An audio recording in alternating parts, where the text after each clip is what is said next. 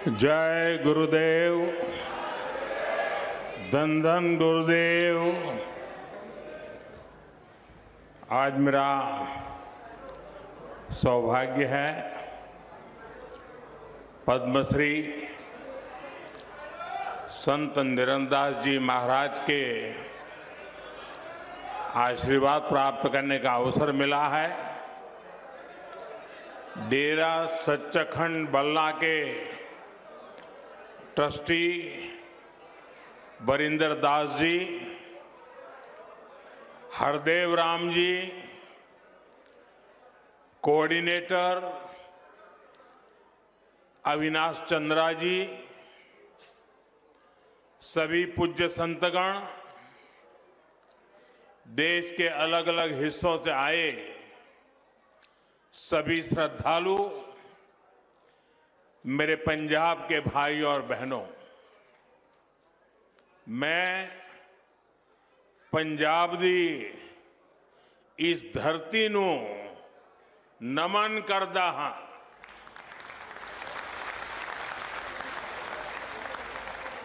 आज माघ पूर्णिमा की पवित्र तिथि है। श्री गुरु रविदास जी की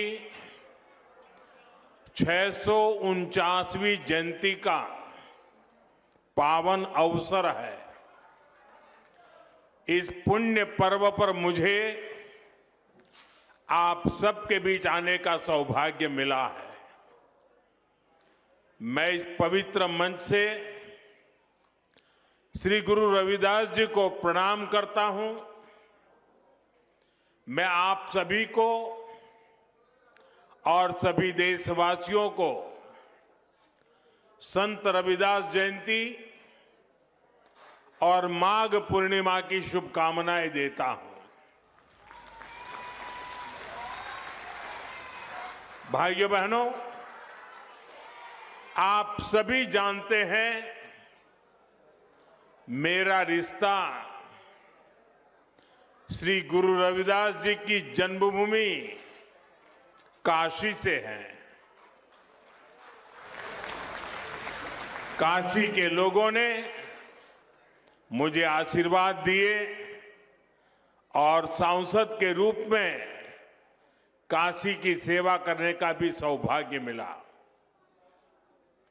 काशी का सिर गोवर्धनपुर करोड़ों अनुयायियों के लिए तीर्थ भूमि है।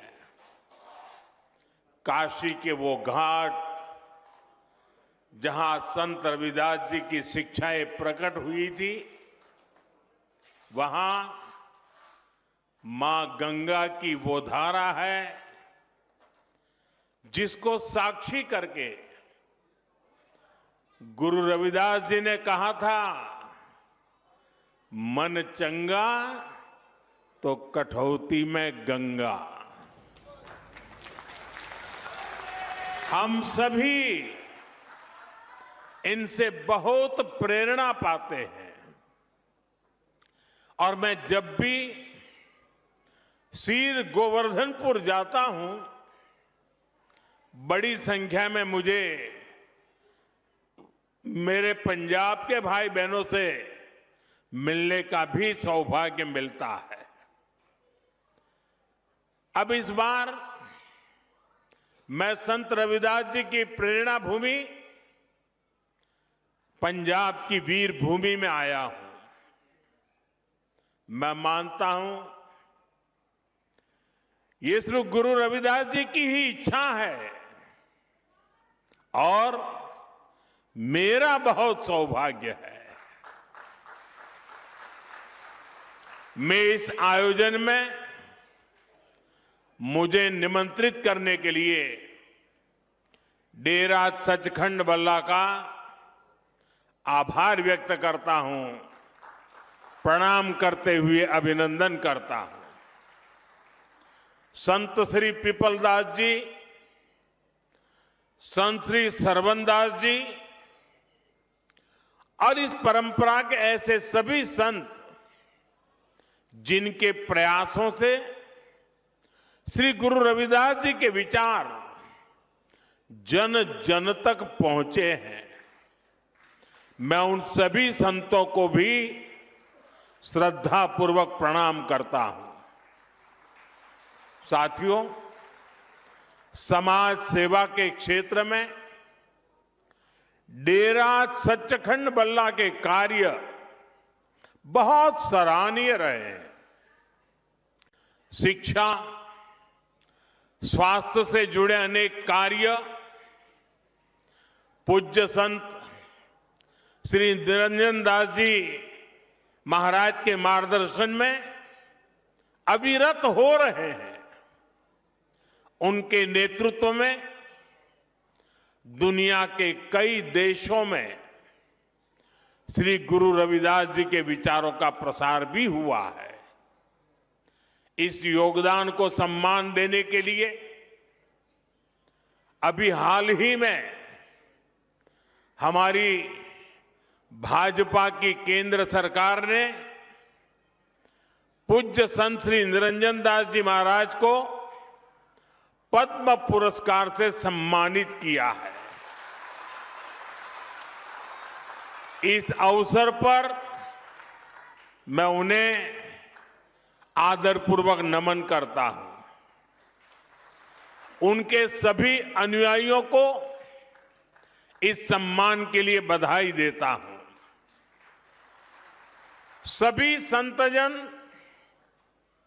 इस पवित्र पर्व पर मैं आप सबके बीच एक व्यक्तिगत कृतज्ञता भी व्यक्त करना चाहता हूं। अभी कुछ ही महीने पहले पूज्य संत निरंजन दास जी महाराज और संतों के स्नेह से मेरे जन्मदिन पर डेरा सचखंड बल्ला में अरदास हुई थी। मेरे लिए ये सामान्य बात नहीं है, मेरे जीवन में बहुत विशेष बात है। संत रविदास जी ने हमें सेवा का जो मार्ग दिखाया है, उस प्रेरणा को इससे और ऊर्जा मिली है। मैं इस स्नेह के लिए आप सभी का हृदय से बहुत बहुत धन्यवाद करता हूं। साथियों, आज मुझे एक और बात की भी खुशी है। अब से थोड़ी देर पहले ही संत रविदास जी के नाम पर आदमपुर एयरपोर्ट का नया नामकरण हुआ है।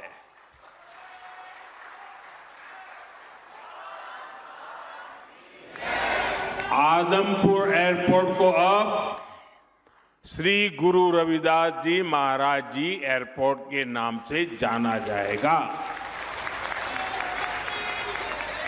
इसके साथ भी एक और भी कार्यक्रम हुआ आज। इसके अलावा हलवारा एयरपोर्ट की नई टर्मिनल बिल्डिंग का उद्घाटन भी किया गया। मैं पंजाब समेत पूरे देश के लोगों को इन कार्यों की बहुत बहुत बधाई देता हूं। साथियों, श्री गुरु रविदास जी ने समाज में बराबरी और समान अवसर की बात की थी। इसी भावना से अयोध्या के एयरपोर्ट का नाम महर्षि वाल्मीकि इंटरनेशनल एयरपोर्ट रखा गया। अब आज का ये आयोजन उसी भावना को आधुनिक रूप दे रहा है। साथियों, श्री गुरु रविदास जी के जन्म को 600 साल से ज्यादा हो चुके हैं, यानी 6 सदियां बीत गई। आप देखिए, उस दौर में भारत ने कितने विदेशी आक्रमण झेले, कितनी हिंसा और अस्थिरता झेली। एक और बाहरी हमले तो दूसरी ओर भीतरी चुनौतियां, और ऐसे कठिन समय में काशी में रविदास जी जैसे संत का जन्म हुआ था।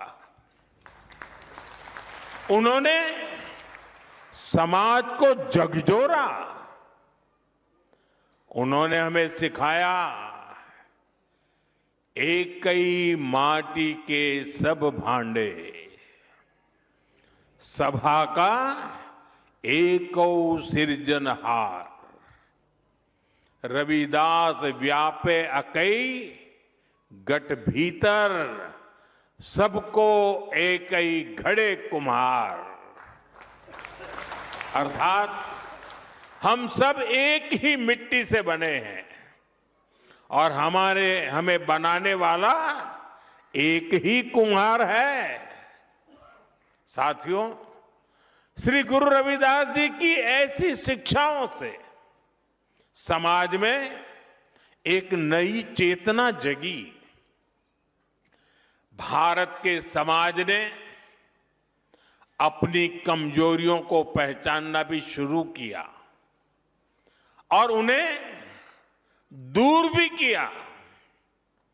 यहां पंजाब में भी लाखों लोगों ने संत रविदास के दिखाए मार्ग पर चलकर उनके आदर्शों और उपदेशों को आत्मसात किया।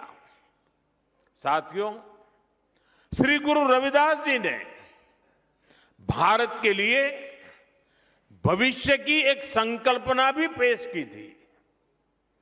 उनकी उस संकल्पना का नाम था बेगमपुरा। उन्होंने कहा था, बेगमपुरा शहर की नाऊ, दुख अंदो नाही तिही ठाऊ, ना तस्वीस खिराजू, न मालू खौफू न खाता न तरसू जवालू। वैसे तो संत रविदास जी के इस शब्द के गहरे आध्यात्मिक अर्थ है, लेकिन इसमें एक शहर की या एक समाज की रूपरेखा भी है। एक ऐसी व्यवस्था जहां कोई दुखी ना हो, कोई वंचित ना हो। मुझे संतोष है कि आजादी के इतने दशक बाद देश अब मिशन मोड में पूज्य रविदास जी की संकल्पना को साकार करने के लिए काम कर रहा है। इसी मिशन का नाम है विकसित भारत का लक्ष्य। विकसित भारत यानी ऐसा भारत जहां कोई गरीबी में रहने को मजबूर ना हो, एक ऐसा भारत जहां सबके लिए सम्मान हो, सबके लिए संभावनाएं हो। और मुझे विश्वास है, संत रविदास के आशीर्वाद से हम विकसित भारत के लक्ष्य को जरूर पाकर रहेंगे।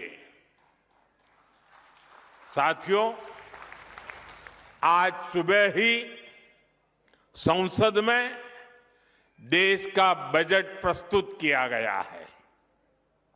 ये बजट गरीब, अन्नदाता, युवा शक्ति और नारी शक्ति को और सशक्त करने वाला बजट है।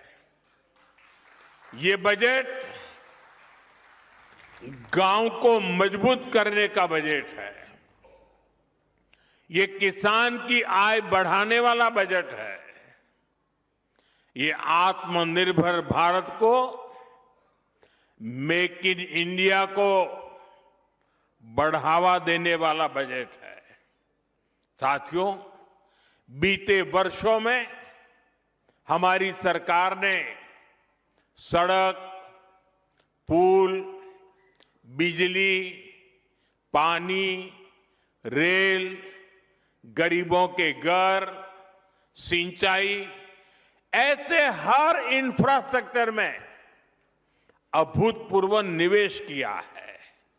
इस बजट में ऐसे कामों के लिए पहले से भी अधिक यानी 17 लाख करोड़ रुपए का प्रावधान किया गया है। इससे गांव, गरीब, किसान, नौजवान सभी को फायदा होगा। इंफ्रास्ट्रक्चर निर्माण पर लगने वाला हर रुपया रोजगार के अनेक नए अवसर बनाता है। गांव में गरीब का घर बनता है तो मिस्त्री हो, गाड़ी वाले हो, स्थानीय दुकानदार हो, सबको फायदा होता है। गांव की सड़कें अच्छी होगी तो मंडी तक उपज पहुंचाना आसान होगा और इन सब का फायदा यहां आप सभी को मिलेगा। साथियों, बीते सालों में हमारी सरकार ने गरीबों और मध्यम वर्ग को सस्ता और अच्छा इलाज देने में बहुत ध्यान दिया है। पिछले 11 सालों में बहुत सारी दवाएं सस्ती की गई है। गरीबों को और बुजुर्गों को मुफ्त इलाज की सुविधाएं दी गई है। इस बजट में इसी संवेदनशीलता के साथ और भी महत्वपूर्ण निर्णय लिए गए हैं। कैंसर के इलाज को और सस्ता करने के लिए अनेक कैंसर दवाओं को और सस्ता किया गया है।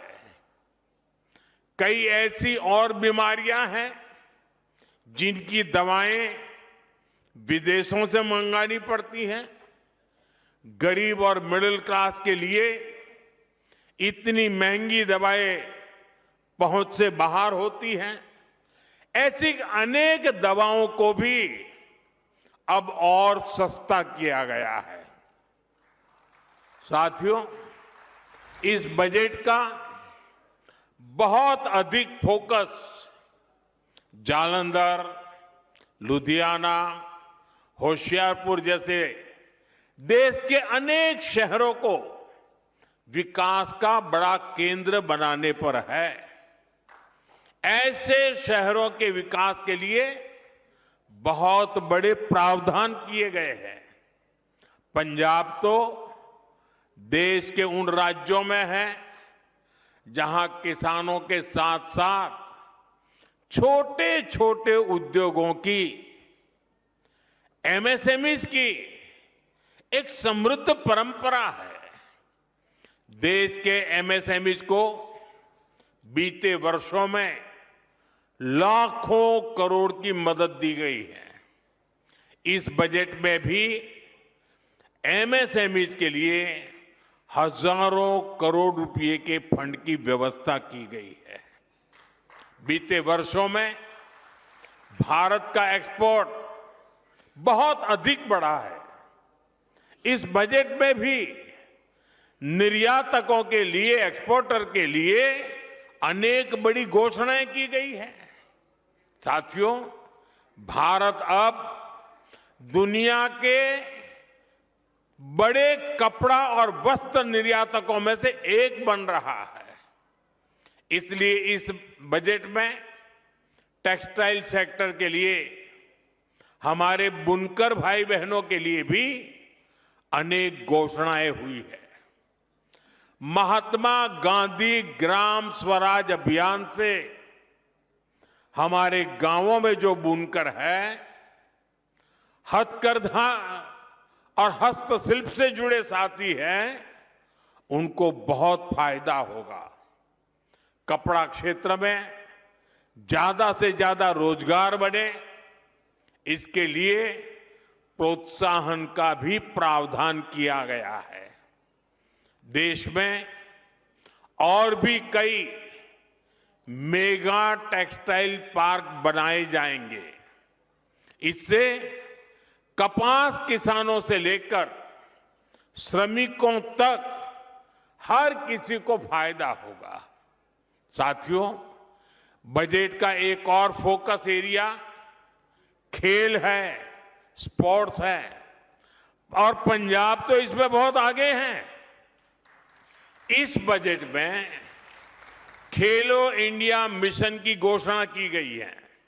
इसके तहत आधुनिक इंफ्रास्ट्रक्चर तो बनेगा ही, साथ ही जो कोच हैं, सपोर्ट स्टाफ है, स्पोर्ट्स साइंस है, इससे जुड़े प्रोफेशनल्स भी तैयार किए जाएंगे।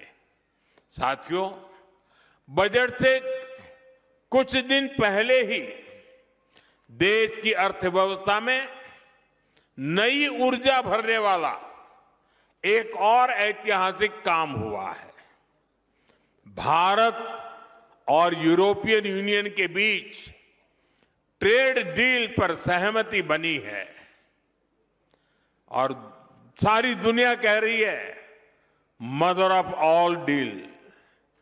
आज पूरी दुनिया में हर तरफ इसकी बड़ी चर्चा है। इस ट्रेड डील के बाद यूरोप के 27 देशों के साथ हमारा व्यापार खूब फलेगा फूलेगा। अब हमें वहां सामान भेजने के लिए टैक्स ना के बराबर देना पड़ेगा।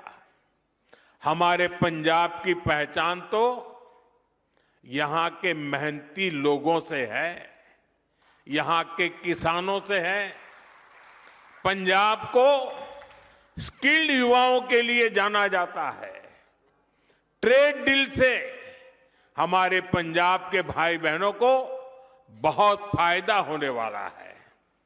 यहां जालंधर, लुधियाना और अमृतसर में कपड़ा उद्योग से लाखों लोग जुड़े हैं।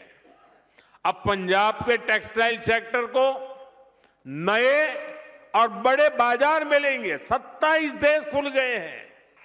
यहां जो कपड़े तैयार होंगे वो यूरोप के बड़े बड़े बाजार में बिकने के लिए जाएंगे और उन पर टैक्स भी न के बराबर होगा।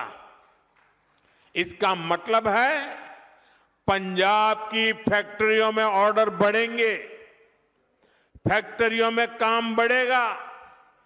इससे डिजाइन, प्रोडक्शन जैसे दूसरे फील्ड में भी रोजगार बढ़ेंगे।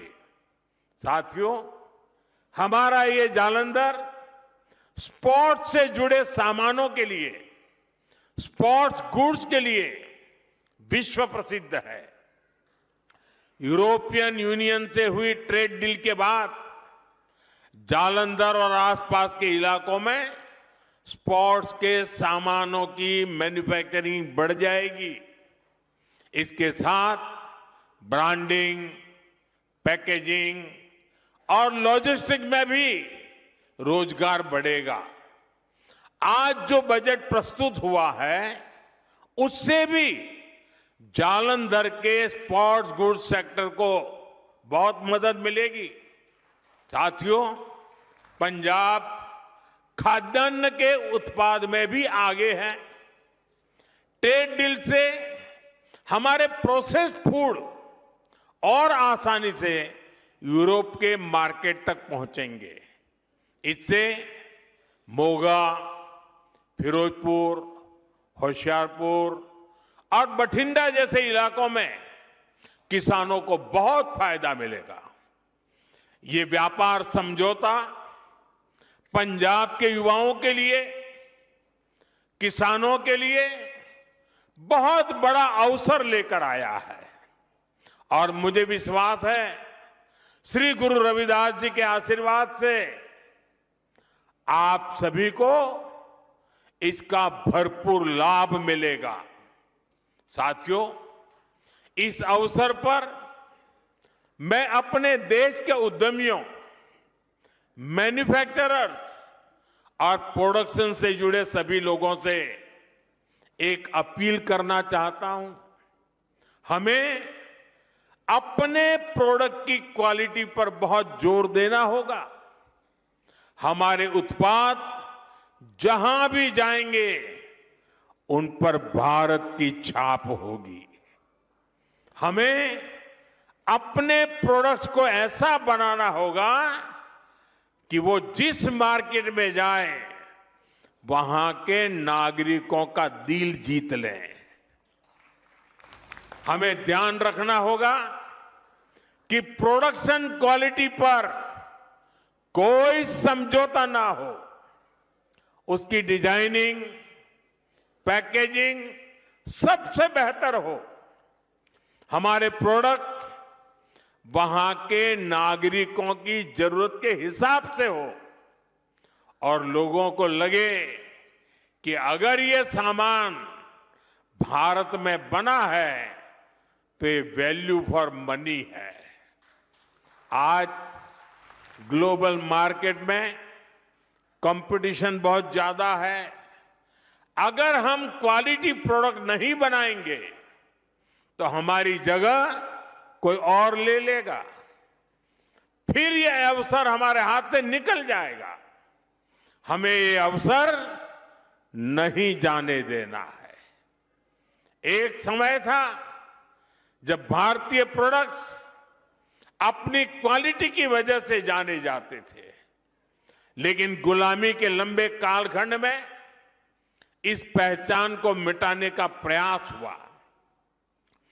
हमें भारत की उसी पहचान को फिर से स्थापित करना है। हमें पूरी ताकत लगानी है कि हम अपने प्रोडक्ट की क्वालिटी ज्यादा से ज्यादा बढ़ाएं ताकि हम उस मार्केट के रूप में स्थायी जगह बना सके, लोगों का दिल जीत सके। क्वालिटी ही भारत में बने प्रोडक्ट की सबसे बड़ी ब्रांडिंग होगी। तभी हम वहां के मार्केट में मजबूत पकड़ बना पाएंगे। साथियों, श्री गुरु रविदास जी ने हमें उपदेश किया है, श्रम कऊ ईसर जानी कई, जऊ पूजही दिन रैन। रविदास तिही ही संसार मह सदा मिलही सुख चैन। अर्थात जो श्रम को ईश्वर मानकर उसकी पूजा करता है वो हमेशा सुखी रहता है। इसलिए आज देश श्रम की पूजा कर रहा है। आज खेतों में पसीना बहाने वाले किसान के लिए किसान सम्मान निधि मिल रही है। यहां पंजाब के किसानों को भी पीएम किसान सम्मान निधि के 6,000 करोड़ रुपए से अधिक मिले हैं। आज श्रमिक वर्ग को नए कानून बनाकर उसके अधिकार दिलाए जा रहे हैं। हमारी सरकार गुरु रविदास जी के विचारों को निरंतर आगे बढ़ा रही है। जैसे अब संत रविदास जयंती का राष्ट्रीय स्तर पर आयोजन होने लगा है। कई राज्यों ने इसे आधिकारिक मान्यता दी है। उनकी स्मृति से जुड़े स्थलों पर फोकस किया गया है।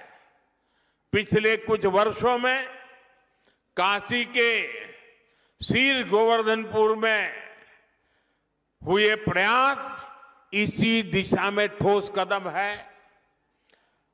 मध्य प्रदेश के सागर में श्री गुरु रविदास जी का मंदिर और संग्रहालय बन रहा है और मुझे ही उसका शिलान्यास करने का सौभाग्य मिला था।